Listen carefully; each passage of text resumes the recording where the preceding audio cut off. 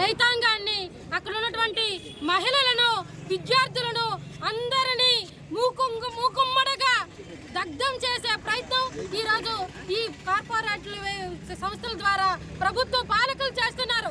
ఈరోజు మాట్లాడాలనుకుంటే మీరు అభివృద్ధి పేరుతో మాట్లాడుతున్నారు. మేము అభివృద్ధిని ఆకాంక్షించే వాళ్ళమే.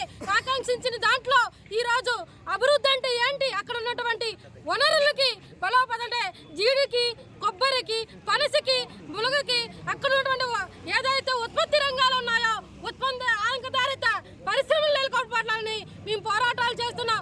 మాకు విద్యార్థులకి యూనివర్సిటీలు ఏర్పాటు చేయాలని, యువతకి ఉపాధి కల్పించాలని ఆ దిశగా పోరాటాలు మేము చేస్తుంటే మీరు కార్గో ఎయిర్పోర్ట్ పేరిట కార్పొరేట్లకు ఊడిగం చేస్తూ మాకున్నటువంటి వనరులైనటువంటి కొంచెం ఉన్నటువంటి ఆధారమైనటువంటి మా బియ్యము తిండికి దొరుకుతున్నటువంటి పంటని ఈరోజు భూములను కార్పో ఎయిర్పోర్టుకు దానం చేస్తే ఊరుకోది లేదనేది అక్కడ ఉన్నటువంటి ఉద్యాన ప్రాంత ప్రజానీకమంతా ఉవ్వెత్తున 75 రోజులుగా చేస్తున్నటువంటి ఈ పోరాటాల్లో ఈ భాగస్వాములు అవుతున్నటువంటి మిత్రులకు, పాత్రికేయ మిత్రులకు అందరికీ ధన్యవాదాలు చేస్తూ ఇంకో విషయం ఏంటంటే ఈ పోరాటాలు ప్రభుత్వాలు విరమించకపోతే ఆనాటి ఉద్యమాలు మరి పునరావృతమవుతాయి. శ్రీకాకుళం ఉద్యమం కొత్త కాదు.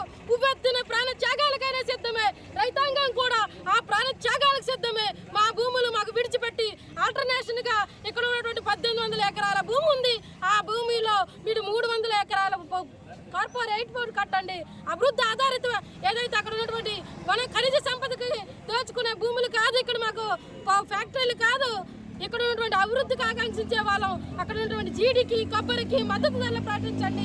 అక్కడ ఉన్న మా బిడ్డల్ని యూనివర్సిటీలు ఏర్పాటు చేయండి. అక్కడ ఉన్నటువంటి ఫ్యాక్టరీలను ఏర్పాటు చేయండి. దాన్ని మేము సహకరిస్తాం. ఈ రైతాంగానికి రోడ్డును పెట్టి రైతాంగానికి తిండి లేక బయటకు గంటే ప్రయత్నం చేస్తే వాళ్ళ పక్షాన ప్రజా సంఘాలని ముందుకుంటాయని చెప్తూ వాళ్ళకు మద్దతుగా మా మహిళా సంఘాల మహిళలందరం ఉంటామని తెలియజేస్తూ ముందుకు పోతున్నాం.